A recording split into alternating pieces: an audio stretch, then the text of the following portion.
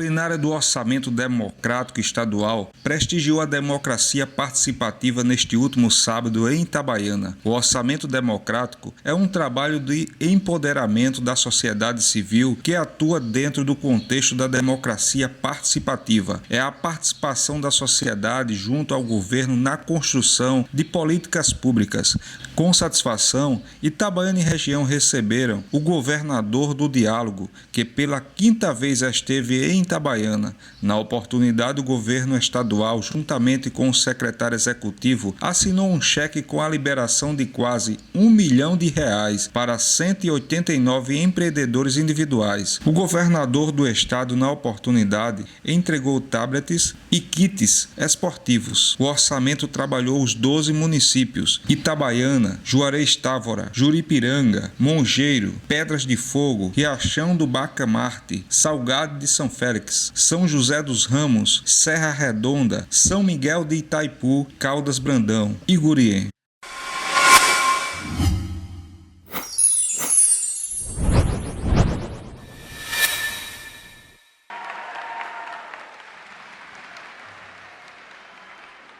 Boa noite, companheiros. Boa noite, companheiras.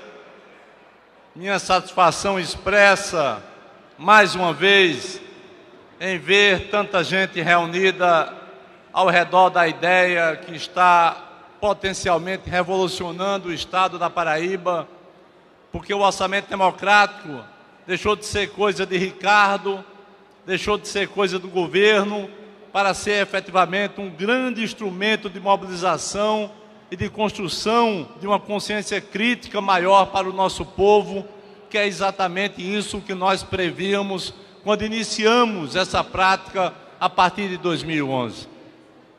Esse é o quinto ano, é o quinto ciclo que nós estamos realizando. Em todos esses anos, a novidade neste ano de 2015 é a presença maciça, batendo recordes das pessoas nas plenárias. Nós começamos a fazer plenárias dias de segunda e terça-feira. E o que nós imaginávamos que seriam plenárias esvaziadas, são plenárias que duplicam a participação da população, duplicam a participação dos inscritos em cada uma dessas plenárias. Hoje, com certeza, nós vamos ter mais um recorde de participação. Isso quer dizer uma coisa muito séria. Isso quer dizer que nós estamos exatamente no caminho correto, no caminho de construir uma Paraíba que sirva a todos, que sirva às regiões mais esquecidas, que sirva às pessoas e aos segmentos mais vulneráveis socialmente falando. Eu quero cumprimentar o deputado João Gonçalves, meu companheiro de luta, e o deputado Charles Camaraense, os dois que aqui se encontram, estão ali na mesa, dois companheiros importantes. Quero cumprimentar o prefeito de Itabaiana, anfitrião, Antônio Carlos, que aqui se encontra. Está aqui também na mesa, nosso prefeito Antônio Carlos. Os vereadores de Itabaiana, Rosane Almeida e Júnior Pacheco, que também aqui se encontram. Está ali atrás o Júnior e a Rosane. Tá. E Simeão está aqui. Perfeito, ótimo. E também cumprimentar a presença sempre muito benquista dos prefeitos Adáurio Almeida, de Salgado de São Félix, que aqui se encontra, meu grande amigo e companheiro, do prefeito Paulo Dália, da cidade de Juripiranga, com quem eu tive agora há pouco inaugurando ruas, calçadas, do prefeito José Gil, de Riachão do Bacamarte, do prefeito Tarcísio de Gurien, do prefeito Manuel da Lenha, da cidade de Ingá, da prefeita Neuma Rodrigues, de Caldas Brandão, do prefeito e companheiro Dedé, de Pedras de Fogo, e do prefeito Antônio Ferreira, da cidade de Mogeiro, que aqui se encontram. E o prefeito Eduardo, de São José dos Ramos, que aqui também se faz presente. Meu abraço, um forte abraço. Mas, meus companheiros, nós, como eu disse, estamos entrando no nosso 5º ano. É um ano de desafios, é um ano de dificuldades para o Brasil, mas é um ano também de consolidação para a nossa política aqui dentro da Paraíba. É um ano que nós vamos ter que fazer remanejamentos das nossas despesas para poder priorizar aquilo que seja mais importante. A grande meta do governo do Estado, eu preciso compartilhar com vocês, sócios, companheiros da confecção do orçamento público, eu preciso compartilhar com vocês de que nós estamos fazendo tudo, mas tudo mesmo, para não parar as obras que nós estamos executando. Algumas obras que pararam do ano passado deveu-se muito mais a problemas de falta de rubrica orçamentária em função daquela disputa que existia da Assembleia contra o governo do Estado, da presidência da Assembleia contra o governo do Estado, mas que com a nossa vitória, com a eleição do deputado Adriano Galdino, meu caro João, deputado João Gonçalves, nós tivemos a oportunidade de semear nas relações a civilidade necessária para que a gente possa unir forças em prol da Paraíba. Mas no final do ano passado, que pegou o começo desse ano, nós tivemos problemas em algumas obras, por falta da rubrica orçamentária para pagar e, em outro aspecto, também por conta de algumas empresas que não conseguiram dar conta daquilo para o qual estavam recebendo, para o qual estavam ganhando. Foi por isso que algumas obras pararam, mas que retomaram. Eu vejo ali uma faixa, por exemplo, falando da pavimentação de Serra Redonda e Massaranduba. Por coincidência, o doutor Hélio Cunha Lima, diretor de operações do DR, ao lado do doutor Carlos Pereira, superintendente do DR, passaram hoje na estrada e os homens estavam lá trabalhando na estrada. Portanto, a estrada não está parada, a estrada está caminhando e que nós vamos acelerar cada vez mais, porque o dinheiro está garantido para poder pagar essa obra. Da mesma forma, é a outra faixa que diz, bem de Serra Redonda, mas diz que precisa da adutora de Massaranduba. A adutora de Massaranduba foi feita, ela já está feita, eu fui lá inaugurar. O que precisa é de uma adutora que vá de Massaranduba até Serra Redonda, mas a de Massaranduba já foi feita. Portanto, são essas oportunidades que nós temos, que dá para a gente trocar experiência e compatibilizar as informações que muitas e muitas vezes a gente não tem acesso, exatamente porque são muitas obras e muitas dificuldades na obtenção dessas informações. Mas, como eu dizia, é um tempo difícil, é um tempo em que o Brasil precisa se unir para superar os obstáculos. É um tempo em que o Brasil, mais do que nunca, precisa pensar para frente, porque se pensar para trás, pode gerar muitos prejuízos para todo o nosso povo. E o nosso governo e o Estado da Paraíba, com toda essa crise, ele mantém pagamento do seu funcionalismo em dia, ele mantém suas obras funcionando, diferentemente dos demais estados do Nordeste, onde você vê muitas obras paradas. Já hoje, o Estado da Paraíba continua no ritmo e eu espero que efetivamente a gente consiga manter esse ritmo e consiga, quiçá, com novos financiamentos que já foram encaminhados, falta só aprovação, a gente consiga ter a oportunidade de fazer cada vez mais investimentos. Querem um exemplo? A estrada de Salgado de São Félix até Natuba, ligando até Natuba. Essa é uma estrada que está no programa Caminhos da Paraíba 2. Está em cima da mesa do ministro o pedido de financiamento do Estado. O governo federal não entra com nada, com zero. E nós estamos pedindo 250 milhões de dólares para fazer mais 1.100 quilômetros de estradas. Não precisa mais estrada de acesso às cidades, agora precisa de estradas de complementação de regiões, porque você imagina uma estrada como essa, a distância que vai ser encurtada de quem vem da região, lá de Natuba, lá de Umbuzeiro, para poder seguir pelo Vale do Paraíba e se deslocar até o litoral, né, o que é algo extremamente importante pela diminuição do percurso. Portanto, o Estado, e vocês vão perceber aqui, na apresentação do secretário de Planejamento, sobre aquilo que foi investido do ano passado para cá, vocês vão perceber que o Estado efetivamente tem tido uma preocupação em acelerar os investimentos. Aqueles que achavam que após as eleições os investimentos cairiam, perceberam que na segunda-feira, após o domingo, continuavam mais máquinas ainda trabalhando para poder dar ao povo da Paraíba aquilo que é direito do povo, que é exatamente condições melhores de desenvolvimento. Abraço o prefeito Maron da cidade de Itatuba, que está aqui presente.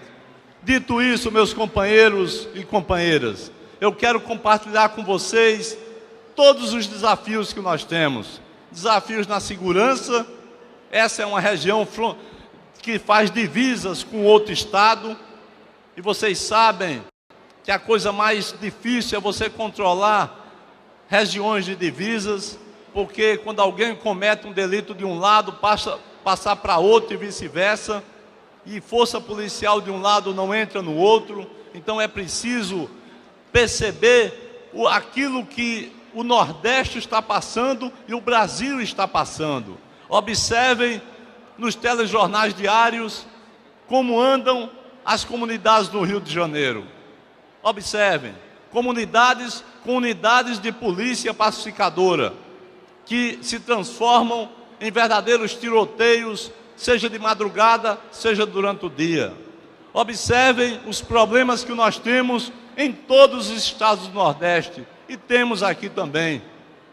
A diferença é que nós estamos lutando muito, mas muito, para reduzir cada vez mais os indicadores. A Paraíba é o único estado do Nordeste que, durante os 3 últimos anos, nem Pernambuco conseguiu, porque no ano passado cresceu 10% o número de homicídios. Durante os 3 últimos anos, 2012, 2013 e 2014, caiu o índice de homicídios aqui dentro desse estado.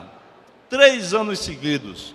Quarta-feira passada, toda a Paraíba e, infelizmente, todo o Brasil assistiu aquele cenário onde se especulou mais do que os próprios fatos. Houve pela manhã uma rebelião na prisão. E por que é que houve essa rebelião? Porque está havendo uma disputa de facções. Nós já prevíamos isso. A rebelião aconteceu, a polícia botou todo mundo para dentro das celas, trancafiou e acabou a rebelião. Os comparsas que estavam fora queimaram um ônibus, e tentaram queimar outro.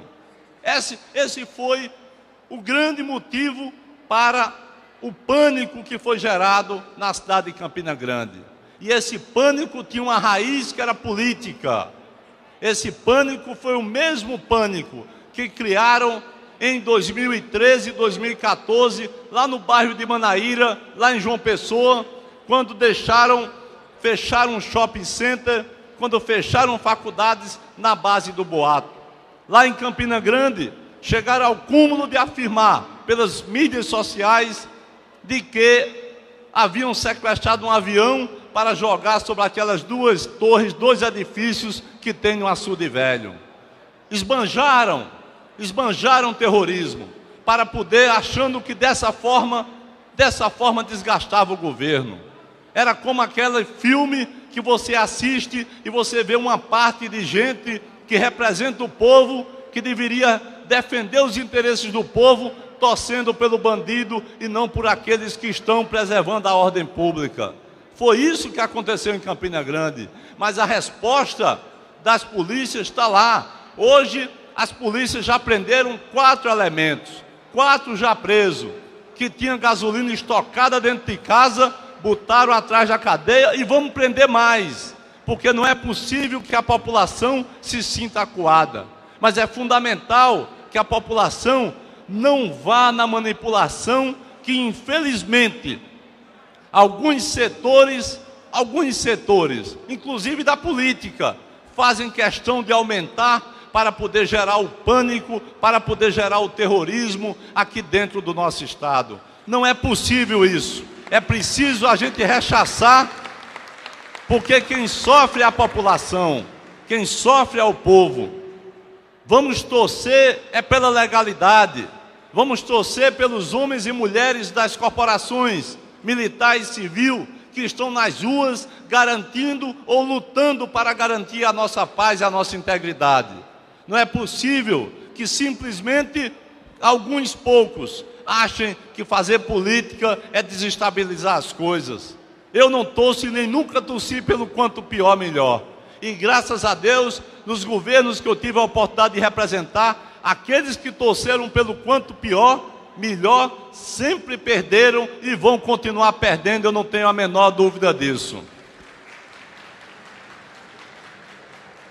Para encerrar, meus companheiros, só da Suplan, fora o DR, nós estamos prevendo de investimentos, desembolso para este ano, já contabilizado, fora outras coisas que a gente possa começar a investir, dependendo da situação do Caixa do Estado, só da Suplan, nós vamos ter em segurança R$295 mil investidos esse ano de 2015, vamos ter de infraestrutura R$1.990.000, portanto, R$2 milhões, e vamos ter na educação R$4.900.000, perfazendo aí, praticamente R$7 milhões, R$7.102.000 só de investimentos através da Suplan.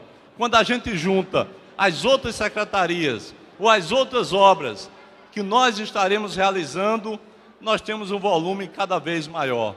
Dito isso, eu quero dizer para vocês que estamos começando o orçamento democrático. Vocês vão ter uma rápida apresentação do secretário do Planejamento, Tássio, e em seguida a palavra será aberta para aqueles que porventura tenham se inscrito, e depois volta para mim, porque caso seja necessário e compatível, eu farei algumas observações. Muito obrigado, muito boa noite, sejam todos muito bem-vindos à plenária do povo da Paraíba.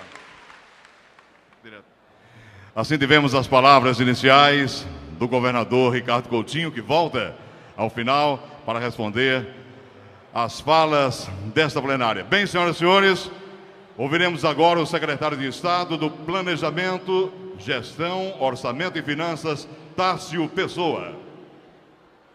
Muito boa noite, Itabaiana. Boa noite, 12ª Região Geoadministrativa. Nós agora iremos apresentar o resultado gerado na última plenária, quando, em um momento como esse, aqui em Itabaiana, foi estabelecido quais seriam as prioridades de investimentos do governo do Estado da Paraíba, para que essas prioridades virassem obras e ações. Vocês estabeleceram que as prioridades aqui na região seriam saúde, educação e estradas de rodagem. Ao longo desse último ano, nós investimos aqui nessa região quase 90 milhões de reais na construção dessas obras e ações, sem levar em consideração, nesses quase 90 milhões, o canal Acauã-Araçagi, que é a maior obra hídrica da história da Paraíba, com investimento de 1 bilhão e 100 milhões de reais, que atingirá diretamente, beneficiando mais de 600 mil pessoas aqui na região de Itabaiana e nas regiões circunvizinhas. Em saúde, que foi a prioridade elencada por vocês, foi investido pela Secretaria de Estado de Saúde cerca de 12 milhões de reais no custeio, na manutenção, no pagamento das ações que viabilizam o Hospital Regional de Itabaiana. Pagamento de médicos, pagamento de remédio, pagamento de tudo que faz com que o hospital funcione. 12 milhões de reais ao ano. é muito dinheiro. É um investimento para trazer a melhoria da ação da Secretaria de Saúde, a melhoria de assistência à saúde para os habitantes aqui dessa região. Pelo Pacto Social, o governo do estado da Paraíba investiu R$ 1 milhão através de 8 ambulâncias. Uma para Caldas Brandão, uma para Guriem, para Itatuba, para Juripiranga, Juarez Távora, Pedras de Fogo, Riachão do Bacamarte e Salgado de São Félix. R$ 1 milhão em ambulâncias, que não é qualquer ambulância não. Não é aquele carro com a maca dentro para jogar o doente de todo jeito e fazer ambulancioterapia. É uma ambulância com capacidade de fazer um atendimento inicial básico. Uma ambulância capaz, prefeito Antônio Carlos, capaz de viabilizar uma assistência decente à população desses 8 municípios que foram beneficiados. Também, através do Pacto Social, R$ 300 mil em serviço de saúde, obra em andamento para a construção da Policlínica de Juripiranga. Seguindo nos investimentos, na área de educação, através da Secretaria de Estado da Educação, foi criado 2 programas, Escola de Valor e Mestres da Educação. São programas revolucionários, que trazem a possibilidade de um 14º e um 15º salário para os professores que fazem a diferença na educação dos paraibanos e das paraibanas. Aqui na região, foram 10 escolas premiadas com a Escola de Valor. 537 servidores receberam um salário a mais pelo seu desempenho. Um salário a mais. E no Prêmio Mestre da Educação, 84 professores receberam um 15º salário. O que é que esse governo faz? Premia quem faz a diferença. Premia quem trabalha pela construção de uma nova educação no estado da Paraíba e em todo o estado foram 27 milhões de reais. 27 milhões de reais investidos para pagamentos de salários, de 14º e 15º salários, para professores e professoras que fizeram e fazem a diferença. 830 mil reais em construção e reformas. Construção da quadra na Escola Manuel Velino, em Caldas Brandão, e a reforma da Escola Severina Cavalcante e Maria Liz, em São Miguel do Itaipu, que há pouco o governador esteve entregando essas escolas.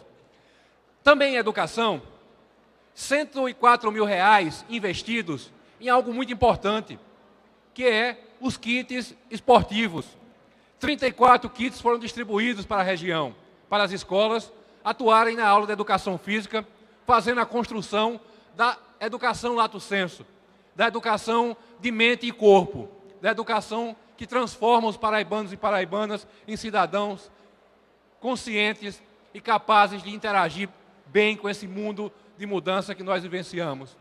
Em educação, seguindo, 4 milhões e 100 mil reais em construção, obra em andamento, através de investimento na Escola João Úrsulo, na cidade de Pedra de Fogo, prefeito Dedé.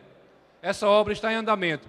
Pelo Pacto Social, também em andamento, quase 3 milhões de reais. Quase 3 milhões de reais em escolas, ou construção ou reforma. Escola Municipal em Guriem, reforma de 13 escolas nos municípios de Guriem, Ingá, Itabaiana, Itatuba e Pilar, Riachão do Bacamarte, Salgado de São Félix, São José do Ramos, e reforma de 2 quadras em Pedras de Fogo. Quase 3 milhões de reais, 2 milhões e 900 mil pelo Pacto Social. Passando para as estradas, investimento de 15 milhões e 800 mil reais em restauração da PB 079, que liga aqui a BR-230 a Juarez Távora e a Lagoa Grande. A PB está uma beleza, um tapete. A estrada está parecendo com qualidade de IBR. Também investidos 865 mil em pavimentação, em vias urbanas, em Juripiranga e Serra Redonda.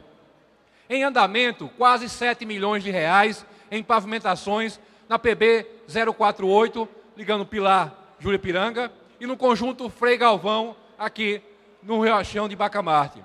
Obra em andamento também, 673 mil reais em mobilidade urbana, fazendo uma obra importantíssima aqui para a cidade de Itabaiana, que é a construção das passarelas metálicas para pedestres nas laterais aqui da Ponte Velha. A obra está quase pronta.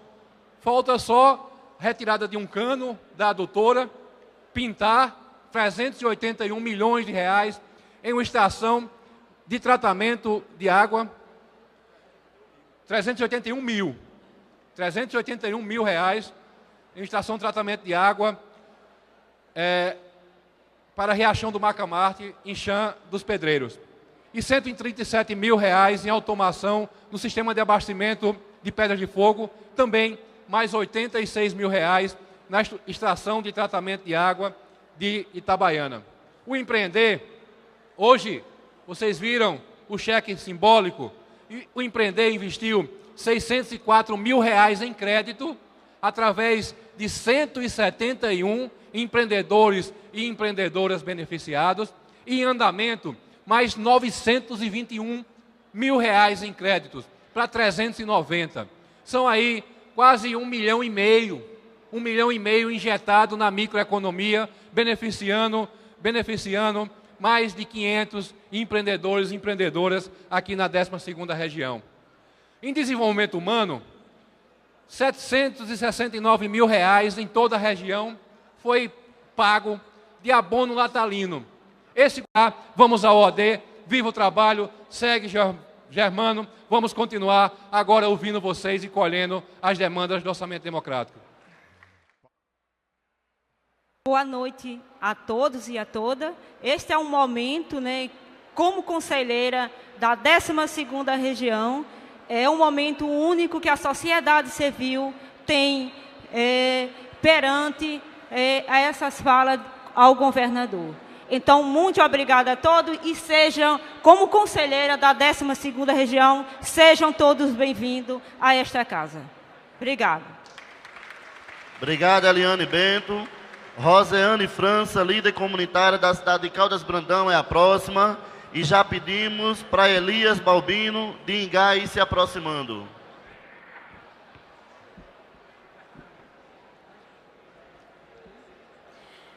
Quero saudar a todos com a paz de Jesus e o amor de Maria. É um grande prazer, mais uma vez, poder aqui falar sobre a cidade de Caldas Brandão e representar os filhos da minha terra, do nosso querido e amado Torrão. Senhor governador, as prioridades eleitas pelo povo de Caldas Brandão foram as seguintes. Primeiro, policiamento. Um posto de policiamento em Caldas Brandão. Temos no nosso município um posto de policiamento que fica no distrito da nossa cidade, lá no Cajá. Os policiais se dirigem em viatura fazendo a ronda, mas mediante os últimos acontecimentos, não transmite mais segurança à nossa população. A nossa segunda prioridade é a reforma e ampliação da Escola Estadual de Caldas Brandão, incluindo a quadra de esporte. E a terceira é a habitação.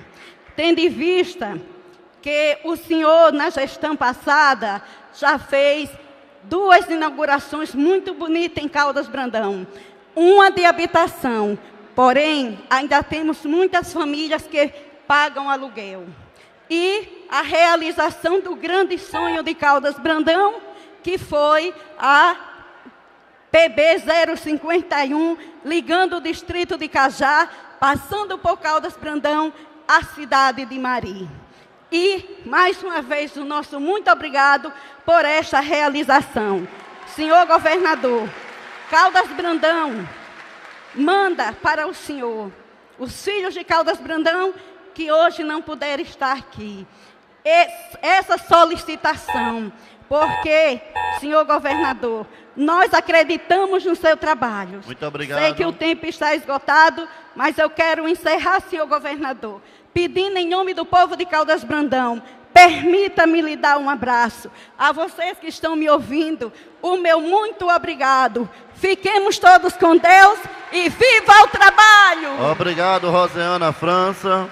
Convidamos agora Elias Balbino, agente comunitário de saúde do Ingá, e já pedimos para Nicodemos Barros Fidelis, de Riachão do Bacamarte, se aproximando. Boa noite a todos. Em primeira mão, eu gostaria de agradecer ao senhor governador pelo espaço aqui aberto ao povo de Ingá.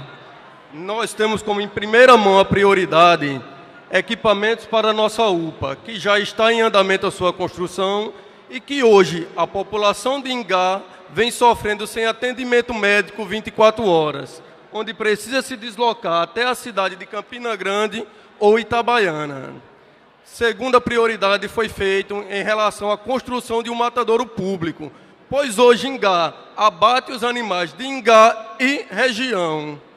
Terceira prioridade, infelizmente, por causa dessa seca que vem se alastrando, Ingá pede a perfuração de poços artesianos, para que possa sanar ou aliviar esse problema. Desde já, governador, Ingá, deixo um forte abraço para o senhor, lhe deseja tudo de bom. Muito obrigado, Elias Balbino. Convidamos agora Nicodemos Barros Fidelis, também agente comunitário de saúde de Riachão do Bacamarte, é o próximo. E já pedimos para Maria do Socorro de Itabaiana ir se aproximando. Boa noite a todos e a todas. Boa noite, senhor governador Ricardo Coutinho. Com imenso prazer que estou aqui representando minha cidade e nós temos lá 3 prioridades. Nossa primeira prioridade, governador, é o abastecimento de água do distrito de Serra Rajada. Só que para Serra Rajada ter água encanada, se faz necessário que faça uma extensão da água de Acauã para Riachão do Bacamarte, porque o açude Santos Pereira não suporta agregar ainda a Serra Rajada. Já tramita lá na Cagepa 2 projetos, o de Serra Rajada e o de Riachão, já está lá na Cagepa, já os projetos já prontos, só dependendo agora do seu aval, governador. E temos também, governador, um problema muito sério lá em Riachão, que é o nosso cemitério. Estamos pedindo água porque carregar água nas costas é muito ruim. Mas também é muito ruim na hora que a gente vai enterrar os nossos entes queridos, ter que desenterrar um para enterrar o outro. Na verdade, as covas estão sendo covas coletivas. O nosso cemitério, ele é muito antigo, e por ser muito antigo, ainda foi construído às margens de um riacho. Daí a SUDEMA não autoriza a ampliação desse cemitério. Estamos nessa situação lá em Riachão com relação ao nosso cemitério. E, governador, a gente não pode deixar de falar em educação. Quando a gente fala em educação, a gente está falando no futuro do nosso Estado. E lá, a escola estadual, ela está realmente necessitando de uma reforma e ampliação. Porque são muitos os alunos matriculados em 2015, são muitos os programas que o Estado instituiu e as salas não estão mais suportando, governador. Mas, governador, eu não estou aqui apenas para pedir, não. A minha cidade me pediu que eu também agradecesse ao senhor pelas reformas e os trabalhos que eu tenho feito em nossa cidade. Especial, reforma e ampliação da escola Deolinda e José Tito Filho, calçamento do conjunto Frei Galvão. E essas obras, governador, deu um novo ânimo, um novo fôlego à nossa cidade. Okay, então eu tenho certeza que se esses outros pleitos forem atendidos, governador, nós vamos ser gratos para o senhor eternamente, porque só quem carrega água nas costas sabe o quanto é importante a água dentro de casa. Okay. Gente, muito obrigado, um abraço, governador, um abraço a todos. Ok, Nicodemos. Maria do Socorro, líder comunitária de Itabaiana, é a próxima. E já pedimos para Franklin Hermínio, de Salgado São Félix, ir se aproximando. Bom, boa noite, senhor governador, a todos da mesa e a todos que aqui estão. Bom, governador, essa é a 4ª vez que eu venho aqui participar do orçamento. Certo. Quero dizer que é uma honra para mim. Hoje eu estou aqui para agradecer a ajuda que o Estado, através do senhor, dá ao Hospital São Vicente de Paula, mas também gostaria de pedir que o hospital voltasse a funcionar à noite, porque nós precisamos muito dele. Não temos condição de ir para o regional, chega lá, não tem cama suficiente para as pessoas serem acolhidas. Precisa tomar soro em cadeiras. Isso não é justo. Eu passei por isso. O segundo é que eu estou pedindo, mais uma vez, ônibus para os universitários que vão de Itabaiana para João Pessoa. Sei que não é do Estado a obrigação, mas deveria, o senhor pode interceder junto à presidenta, já que ela dá o FIES, que dê também ônibus para que os alunos de Itabaiana vão para João Pessoa. O terceiro, para terminar, é água para Brejinho. Água para Brejinho, porque ninguém consegue viver numa seca dessa sem água. Entre outros, governador, tem muitas coisas, muito pedido que eu gostaria de fazer. Mas, como não dá o tempo, então eu fiz e está aqui. Muito obrigada. Muito obrigado, Maria do Socorro. Franklin Hermínio, Associação dos Franciscanos de Salgado São Félix é o próximo. E já pedimos para Maria José Alves de Pilar ir se aproximando. Eu gostaria de saudar o excelente senhor governador Ricardo Coutinho, no qual estendo cumprimento a todos os presentes. A cidade de Salgado São Félix, a qual estou representando, pensamos 3 prioridades que consideramos muito importantes para a manutenção da comunidade. A primeira delas é a instalação da estrada que liga o distrito de Dois Riachos ao distrito de Feira Nova. Isso vai viabilizar muito a circulação naquela região. Instalação da estrada que liga o distrito de Dois Riachos ao distrito de Feira Nova. A segunda prioridade pensada pela comunidade é a perfuração de novos poços artesianos no interior da nossa cidade. Nós pensamos que isso vai amenizar o sofrimento das pessoas nesse período de escassez de água. E a terceira prioridade é a criação de uma escola estadual de ensino médio no setor Brejo. Por quê? Se tem na cidade. Porque no setor Brejo já funciona um anexo com ensino médio. São alunos que antes estudavam na região, no estado do Pernambuco, e eram na nossa cidade. E hoje estão lá, nesse anexo da escola estadual. Mas queremos também aproveitar a oportunidade para agradecer pelos investimentos que têm sido aplicados na nossa cidade. E também, em especial, a um compromisso seu que foi a questão do asfaltamento daquela PB que liga Salgado a Natuba. Nosso muito obrigado. Muito obrigado, Franklin. A próxima inscrição na noite de hoje, Maria José Alves, Movimento Cultural de Pilar. E já pedimos para Pedro César, de Pedras de Fogo, ir se aproximando. Boa noite, excelentíssimo senhor governador e demais autoridades presentes. Eu venho agradecer aqui, em nome da quadrilha Coronel Zelins, pelo projeto de circulação de quadrilha junina do FIC.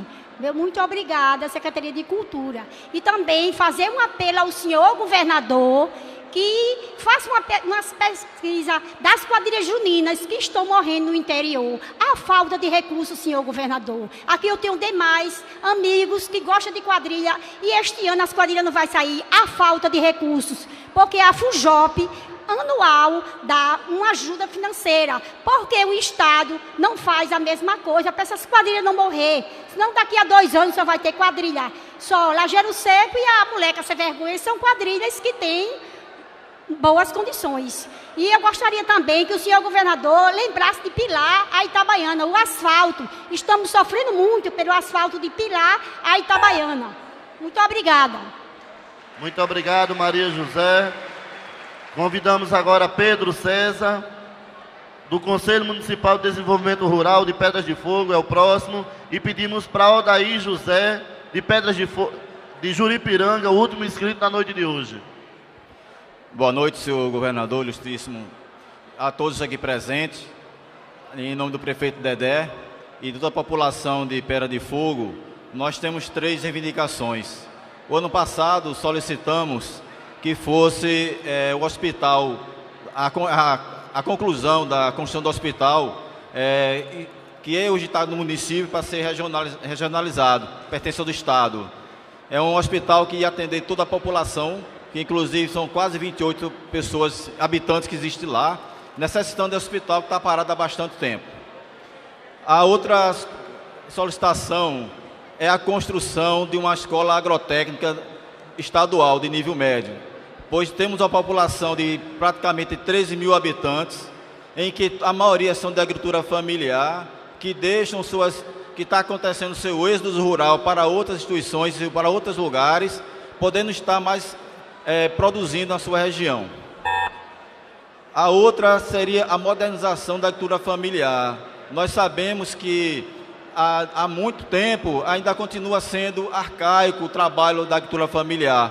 Nós estamos solicitando que seja construído agroindústrias, modernização das casas de farinha, para evitar o trabalho manual.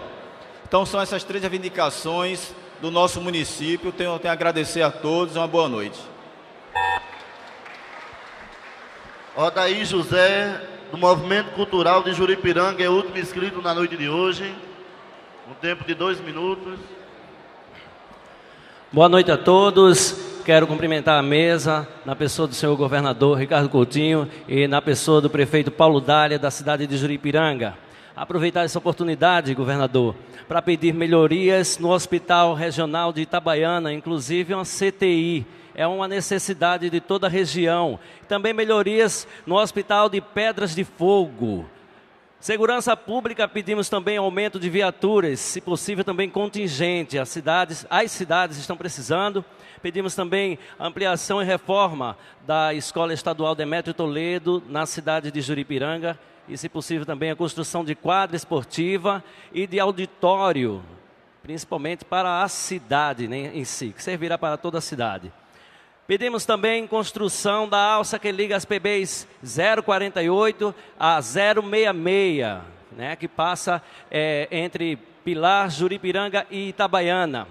Pedimos ambulância para Juripiranga e pedimos, neste momento, encarecidamente, em nome da cultura, que o governador e agora o novo secretário de Cultura dê uma atenção à 12ª região, que priorizou há 2 anos atrás a cultura, ficou em 3º lugar nessa região e a gente ainda carece, né, de mais atenção. Pedimos a ampliação do orçamento, governador, para a cultura, já que a quantidade de fazedores e artistas aumenta a cada dia. Pedimos então que seja visto, né, com muito carinho essa questão cultural, já que a 12ª região conseguiu priorizar há 2 anos atrás. Ficamos em 3º lugar e estamos ainda esperando a atenção do governo e da Secretaria do Estado de Cultura. Obrigado a todos e tenham uma boa noite. Muito obrigado, Odaí, e as outras demais 8 pessoas que puderam fazer a intervenção aqui na noite de hoje. Nesse momento, o governador irá fazer o diálogo com as intervenções num apanhado geral. Com a palavra, o governador do Estado, Ricardo Coutinho.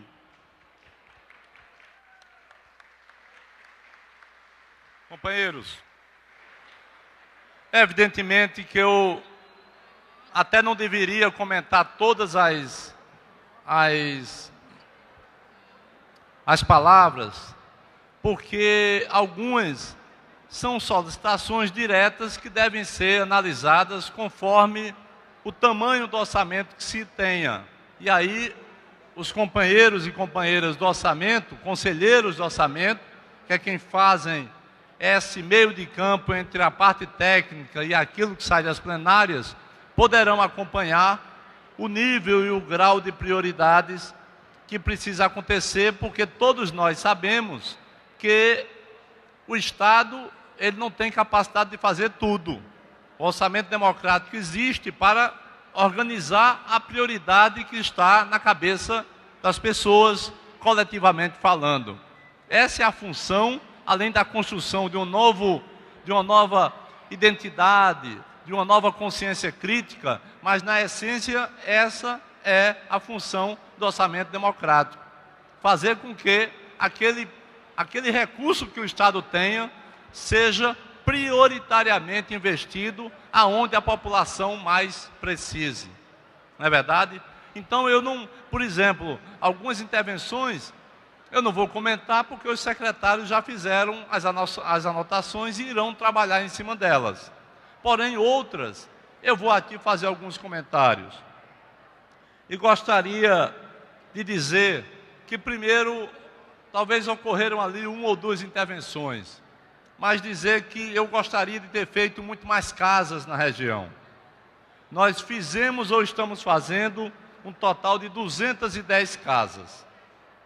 A grande questão é que a política da habitação é uma política nacional, não é uma política dos estados. Em qualquer estado do Brasil, você tem o mesmo programa, que é o programa Minha Casa Minha Vida. Esse programa Minha Casa Minha Vida, ele tem uma torneira que é aberta ou fechada lá em cima, no Ministério das Cidades. E ao abrir esse quantitativo, ela coloca para os estados uma determinada quantidade. Nós brigamos muito para fazer o que nós fizemos. A Paraíba tinha passado 6 anos sem entregar uma casa. Nós entregamos já 10.500 casas, entregamos. Tem mais 10.000 sendo concluída em execução e tem 9.000 esperando o aval da Caixa Econômica ou do Banco do Brasil, porque não foi ofertado para nós o quantitativo que nós esperávamos, apesar da gente ter a capacidade de fazer a contrapartida. O grande nó está exatamente no sub-50, que é o caso de todas as cidades aqui. São as cidades com menos de 50.000 habitantes. Um outro nó estão nas comunidades tradicionais, ciganos, quilombolas, onde a gente não conseguiu fazer, não foi por falta de vontade nem por falta de compromisso, é porque a burocracia era tamanha que não nos permitiu vencê-la e ao mesmo tempo ofertar à nossa população as habitações. Então eu digo para vocês que o número que nós construímos não é ainda o número que eu gostaria de ter construído. Nós gostaríamos de estar totalizando muito mais casas, mas, repito, tem coisas que não dependem apenas do Estado. Dependem do Estado, mas dependem fundamentalmente da política nacional, que é regida, claro, na esfera federal. Qualquer um prefeito que está aqui presente sabe muito bem disso que eu estou falando. No caso específico, em relação a algumas reivindicações, aqui eu vi reivindicações de cemitérios, aqui eu vi reivindicações de unidade de pronto atendimento, aqui eu vi de abatedouros, também ouvi. Ou seja, são reivindicações tipicamente municipais. Tipicamente municipais. Nós criamos o Pacto pelo Desenvolvimento Social, que tem feito muita coisa, que teve algum problema de repasse, eu já expliquei no início da minha fala, em função do grampo que fizeram no orçamento do Estado no final do ano passado, com a mesa anterior da Assembleia, com a presidência anterior, e nós só conseguimos desmontar este ano e agora estamos retornando à normalidade. Eu vou chamar o secretário do Desenvolvimento e Articulação Municipal, o companheiro Valdson de Souza, que vai dar aqui um panorama pelos municípios daquilo que nós realizamos, daquilo que foi possível ou que estamos realizando, em grande parte ainda, precisando concluir essas obras, uma parte delas precisando de uma coisa chamada prestação de contas. De todo jeito, é um instrumento poderoso que nós inventamos na Paraíba, onde o Estado entra com recursos e quer do município a contrapartida de melhorar os indicadores sociais, para que a nossa população viva melhor. É uma invenção que eu particularmente reputo como uma das melhores coisas que nós fizemos, mas é preciso ir lá na fonte para que essa melhoria dos indicadores sociais nos municípios efetivamente nos dê resultado, efetivamente aconteçam. Se o município se compromete em colocar mais 50 vagas na educação infantil, nas creches, tem que ter as 50 vagas, porque senão não vai responder lá no TCE e não vai ter valido a pena. Se o município se compromete a diminuir, a reduzir a mortalidade infantil em 10%, por exemplo, tem que ir atrás de cumprir a meta, para que a gente possa repassar recursos. Essa é uma condição sine qua non.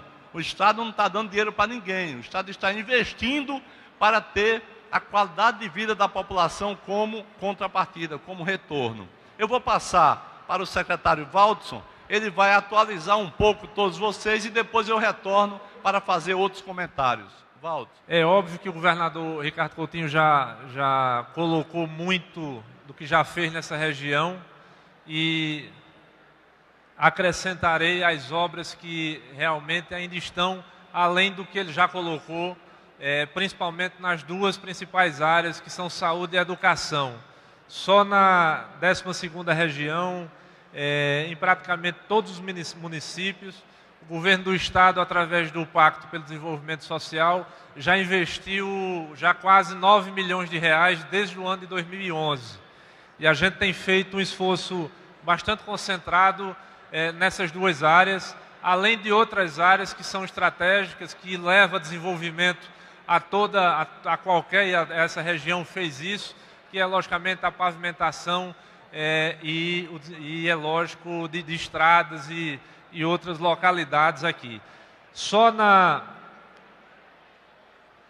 nos municípios dessa região já são 15 escolas reformadas, ampliadas e novas do Pacto Social, e em praticamente 10 dos municípios dessa região, o governo do Estado fez convênio com as prefeituras para exatamente fazer e equipar suas unidades de saúde, hospitais e unidades que são importantes para o funcionamento, lógico, do serviço, da manutenção dos serviços básicos de saúde, além de outras obras estratégicas, como centro de formação de professores, pavimentação de estradas e outras obras. A grande concentração, como eu já disse, é exatamente na educação, mas a grande diferença desse investimento, governador, é exatamente no que o Pacto Social conseguiu fazer desde o ano de 2011, que é exatamente a mudança da qualidade de vida a partir da melhoria dos indicadores nas áreas de saúde e educação, com a obtenção das metas pela grande maioria dos municípios que conseguiram concluir seus convênios. Essa é a grande diferença, logicamente, das pactuações que nós temos feito ao longo dos anos, e é lógico que esse processo ele modificou muito a qualidade do investimento e a qualidade da decisão para se investir em cada região e em cada município desse estado. É isso aí. Um grande abraço a vocês. Obrigado. Eu quero me reportar agora à questão do Brejinho. O Brejinho, gente, o Brejinho, que foi uma demanda do orçamento democrático, eu lembro aqui de companheiras que, inclusive, uma chegou a chorar falando ali. O Brejinho, a obra está sendo feita, a obra está em curso, está dentro dos 5 bilhões e 200 mil reais de investimentos em Itabaiana para ampliação do abastecimento d'água que nós estamos realizando aqui dentro. Agora, obra é obra, você vai fazendo uma coisa atrás da outra. Você não compra pronto um adutor e põe lá e passa a funcionar. Mas ela está sendo feita e vai levar água até o Brejinho, até a todas aquelas comunidades que lá existem.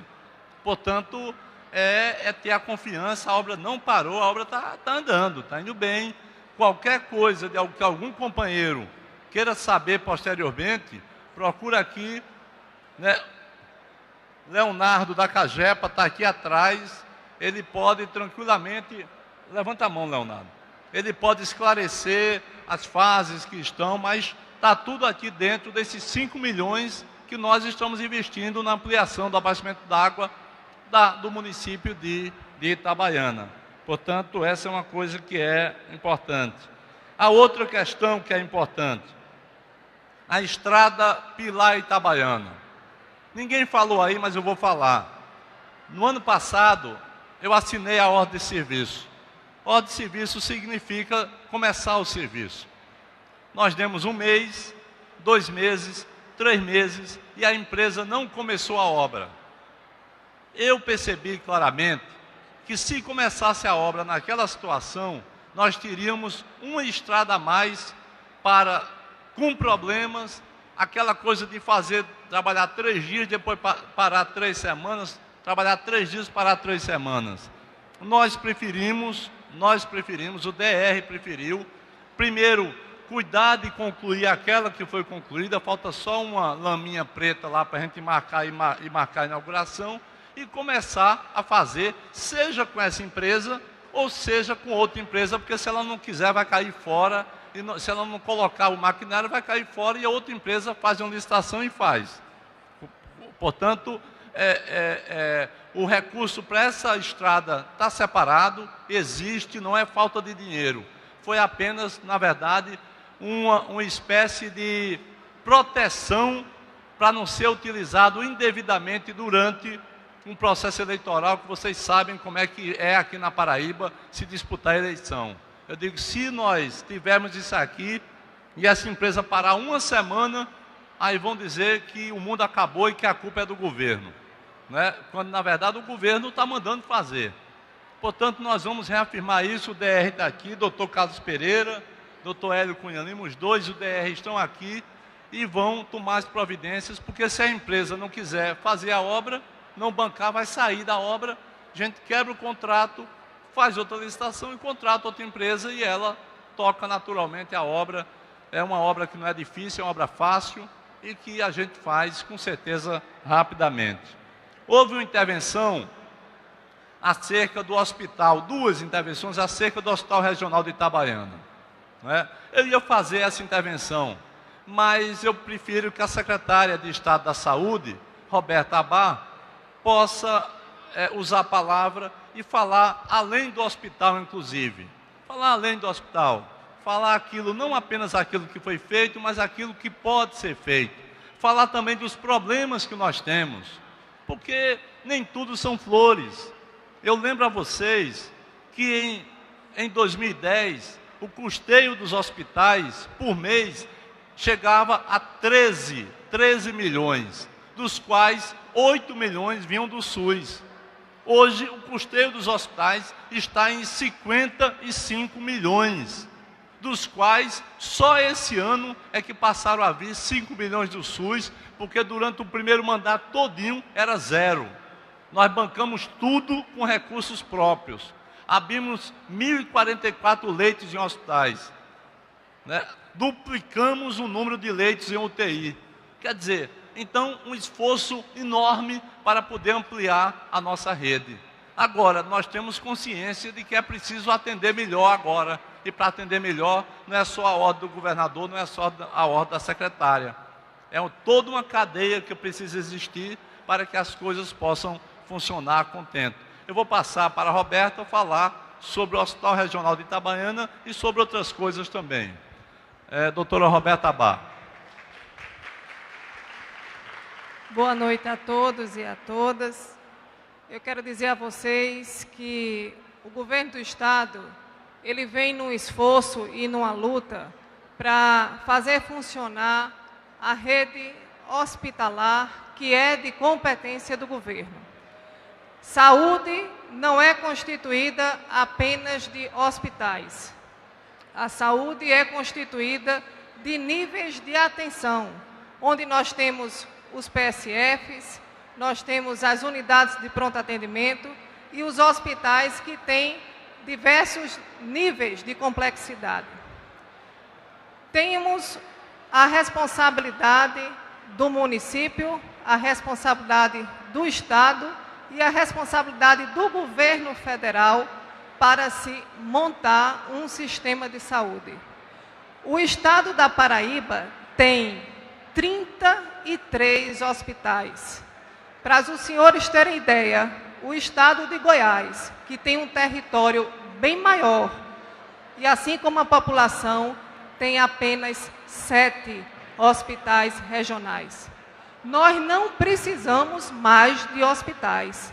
Nós precisamos é que os 33 hospitais funcionem de forma digna e operante, com humanização, assim como que os municípios consigam colocar o sistema de saúde municipal também na mesma operacionalidade.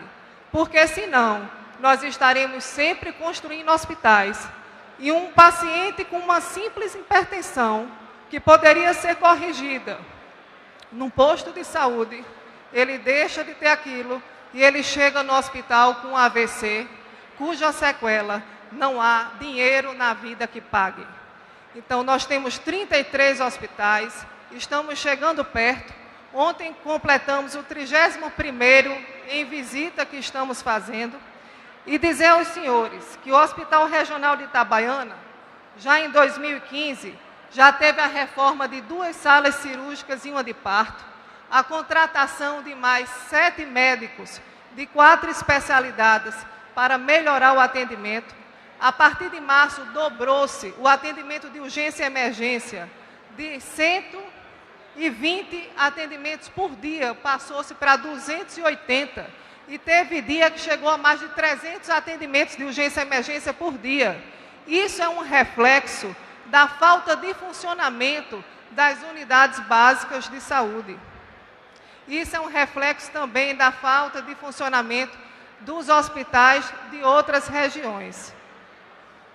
O município de Ingá e o município de Pedras de Fogo, a saúde ela é municipal. Nós não temos hospitais regionais lá. O Hospital de Itabaiana está dentro do plano de urgência e emergência do Ministério da Saúde para ser contemplado com a construção de uma UTI com 10 leitos e com um recurso na ordem de R$2 milhões a ser liberado pelo Ministério da Saúde. Então, nós queremos dizer que o governo vem, nesta gestão, mesmo no ano de crise financeira, que pega as 3 esferas, a municipal, a estadual e a federal, operacionalizando ao máximo o atendimento e buscando fazer com que os profissionais possam dar o melhor de si para fazer uma saúde mais digna. Obrigado, Roberta. Eu quero também falar do abastecimento de Serra Rajada, que aqui foi citado, né? Esse abastecimento está em fase de projeto. Na verdade, a ideia ele está dentro da ampliação do sistema de Riachão do Bacamarte. Você pega da adutora de Acauã e leva lá para Riachão do Bacamarte para poder fortalecer o abastecimento. Nesse caminho, você vai efetivamente ter o abastecimento de Serra Rajada. Esse é um projeto que está sendo concluído. Estima-se que em torno de R$2 milhões. Não posso dizer ainda que o Estado dispõe desse montante, mas ele está entrando na linha das prioridades, na ordem das prioridades. Eu lembro para vocês que esse Estado, o Estado da Paraíba, está fazendo, neste momento, 800 quilômetros de adutoras. É muita coisa. Se você pegar, antes desse governo, e contar 10 anos para trás, você vai perceber que a Paraíba produziu, criou, implantou 180 quilômetros. Nós, em 4 anos, estamos implantando 800 quilômetros de adutoras, o que é uma marca extraordinária, importante. Isso significa recursos, uma parte dessas feitas em parceria com o governo da presidenta Dilma Rousseff, outra parte feita só com recursos do próprio Estado da Paraíba. Portanto, são coisas que a população precisa compreender, porque há um esforço muito grande em busca de levar segurança hídrica para a nossa população. Agora, há 100 anos não se via uma seca como essa que nós estamos vendo. O semiárido já se juntou com a agreste e já se juntou com o brejo. Você não tem mais praticamente diferença. A área da cana-de-açúcar, lá próximo do litoral, ela está sofrendo com a perda de 30%. E olha que você tem água represada e que vai secando a cada ano que passa. O Curimataú, aquela região do Curimataú, nos últimos 4 anos, choveu menos de 400 milímetros, ou seja, está chovendo menos do que no deserto. É isso que está acontecendo. Então não é à toa que você tem uma falta de água estabelecida, colapsos em vários sistemas, e que nós temos 2 saídas. A primeira delas é a mais natural e a mais importante, é chuva. É chuva, tem que ter chuva. A segunda delas é a transposição de São Francisco, que vai trazer água para cá, para Acauã, traz água para Boqueirão. De Acauã nós vamos jogar lá para o litoral norte, através do canal Acauã-Araçagi. A transposição é fundamental para o Nordeste e para a Paraíba também. São as duas intervenções. O restante é a gente ir levando com carros-pipa e com poços que muitas e muitas vezes não tem serventia. Porque quando você deixa de chover aqui em cima, quando você não tem água em cima, começa a faltar água embaixo também, porque o lençol freático vai indo embora. É assim que as coisas são, né? E a gente só tem que apelar para que a forma mais natural daqui para o final do próximo ano, que é quando o ramal norte, lá em São José de Piranhas, a previsão de inauguração, e um pouco mais de 6 meses para inaugurar o ramal que vai nos beneficiar essa região aqui, em Acauã, que é o ramal que vem, o ramal leste que vem lá de Monteiro. Portanto, essa é o foco que o Nordeste todo tem. A situação de Pernambuco é pior do que a Paraíba.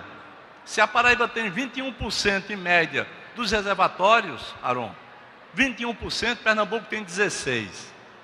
Situação crítica, muito crítica. E todos nós estamos fazendo aquilo que é possível. Portanto, é uma situação bastante delicada. Com relação às escolas, eu saúdo aqui todo mundo que vem falar sobre escola. Quando uma plenária do Orçamento Democrático vem falar sobre escola, é porque esse Estado está mais vivo do que nunca e quer saber do futuro. Portanto, eu saúdo, fico muito feliz. Acho bacana aquela turma lá de Juarez Távora, que esteve presente lá na inauguração da BR-230 até Lagoa Grande, da nossa estrada, e o secretário saiu da inauguração, o secretário Alessio Trindade, saiu da inauguração para ir exatamente na escola. Aquela escola, ela não pode ser ampliada, porque não tem terreno, e é porque é tombada também, é patrimônio. Então nós precisamos de um terreno. Nós não temos terreno lá em Juarez Távora.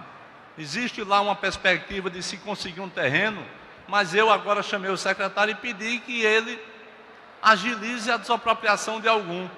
Vamos desapropriar o terreno, paga o terreno e tentar, evidentemente, fazer uma escola, já que a escola não comporta mais o número quantitativo e a qualidade do ensino que está sendo lá prestado. Nós temos consciência disso, está na ordem de prioridade. E vamos para cima para poder resolver. De todo jeito, vai ainda ter um tempo em que nós vamos conviver com a antiga escola.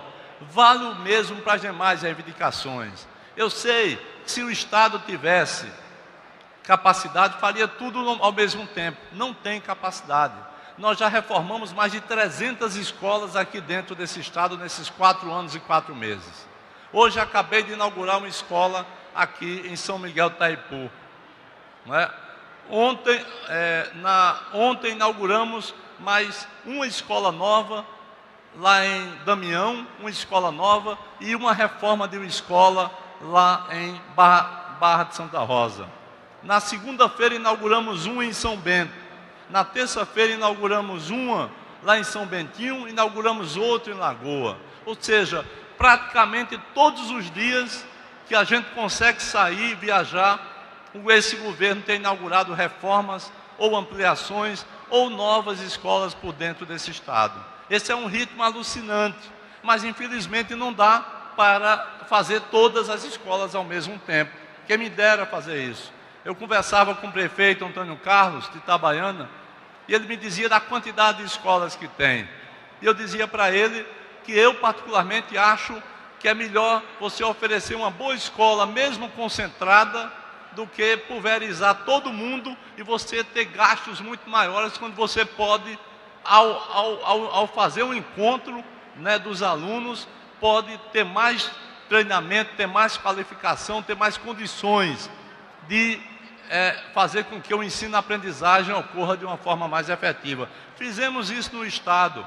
Chiaram Na política chiaram muito, mas para os estudantes foi muito melhor. Pode ver. Os políticos que eram contra chiavam, dizia, fechou a escola. Não fechei a escola, não. Eu simplesmente disse que tinha espaço, que não tinha nem banheiro, que aquilo não era escola, não.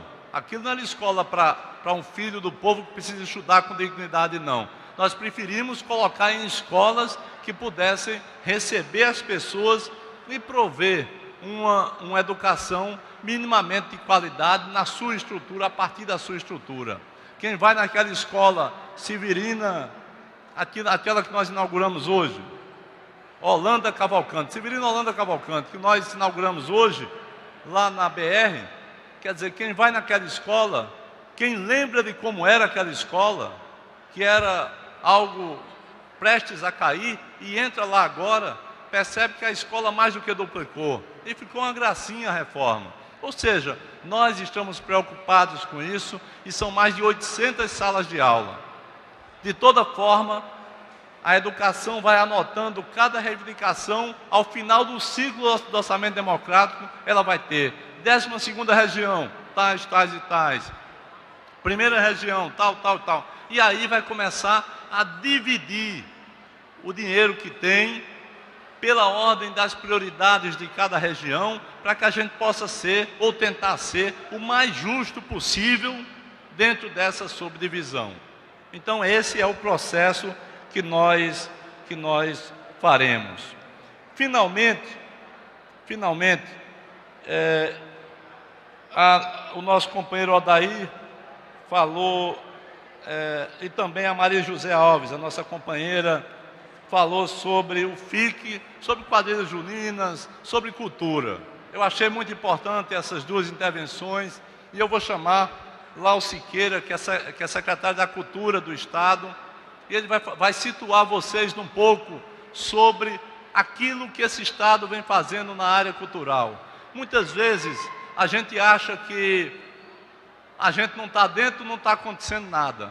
Mas é preciso que a gente perceba a evolução das coisas. É preciso que a gente saiba, principalmente, a participação nos orçamentos, como cresceu ao longo dos anos que nós chegamos ao poder, como cresceu o orçamento para a cultura, demonstrando que há uma preocupação real com todos os setores, incluindo, naturalmente, aquele que é essencial para a vida coletiva das pessoas, que é a cultura. Com a palavra, Lau Siqueira, secretário da Cultura. Boa noite. O ano passado, nós tivemos aqui na região, apoiamos alguns eventos, como o Festival de Aboio. Também, esse ano, vários projetos da região passaram no FIC, tem o apoio do FIC, e em breve a gente vai fazer uma reunião aqui, para também discutir as demandas da região na cultura. O ano passado, na realidade, eu estava na Fundação Espaço Cultural. Nós trouxemos, por exemplo, aqui para Itabaiana, a Orquestra Sinfônica da Paraíba, e foi comemorando os 100 anos do Coreto. Então tem uma série de ações esse ano que vão acontecer aqui na região, em projetos aprovados pelo FIC, eu não me lembro bem quantas são, mas são várias ações que vão acontecer na região. Esse ano nós investimos 7 milhões no FIC e chegamos a 70 municípios da Paraíba. São 247 projetos aprovados. Em breve, Clévia está por aí, a articuladora da região, ela está marcando uma reunião para nós discutirmos com mais profundidade as questões da cultura aqui na região de Itabaiana. Obrigado. Obrigado, Lau. E eu lembro que o Fundo de Incentivo à Cultura, que quando nós assumimos o governo, o edital que tinham feito era de 1.200.000 e tinham pago 600 mil reais. Quem pagou o FIC de 2008, que foi pago em 2011, foi a nossa gestão. Então é muito bom fazer edital e não pagar. Simplesmente nada, deixar para os outros. É muito bom fazer concurso e não contratar, deixar para os outros contratar. Desse jeito, fazer política desse jeito é bom demais, né? Não é o nosso caso. Todo mundo que a gente tinha que contratar, inclusive que o dos outros, ou do outro que fez concurso e não chamou ninguém, a gente botou para dentro, está botando para dentro, e estamos agora contratando os 529 da Polícia Civil, já entraram praticamente uns 170, 180, a cada mês entra 30, a cada mês entra 30. E dessa forma nós vamos vencendo os desafios que foram colocados diante de nós. Eu quero também anunciar nesse momento que as prioridades votadas pela plenária da 12ª região, sediada aqui em Itabaiana, a primeira prioridade foi a educação, uma grande prioridade, um grande desafio, com 407 votos, educação em primeiro lugar. A segunda prioridade, saúde, com 342 votos. E a terceira prioridade, estradas e rodagens, com 215 votos. Nós também tivemos nesta noite, aqui em Itabaiana, a presença, mais uma vez, de um recorde de participação nessa região, na plenária do Orçamento Democrático, com 2.160 participantes, o que é uma grande vitória de consolidação do orçamento democrático como grande instrumento de participação popular. Eu quero agradecer muito a cada um dos conselheiros da região, companheiros e companheiras, que com a garra impressionante, com compromisso muito forte, vem buscando trabalhar ao lado do governo, mobilizando as pessoas, levando as reivindicações, quer dizer, ultrapassando dificuldades para poder tornar o orçamento democrático cada vez um instrumento mais vivo de participação popular. Quero também agradecer em nome de todo o governo a todos vocês a generosidade com que sempre esta gestão, este governo é recebido aqui nesta região, em todas, por onde a gente caminha. Por onde a gente caminha na Paraíba, graças a Deus, você percebe a presença da população compreendendo o processo que se estabelece hoje dentro desse Estado.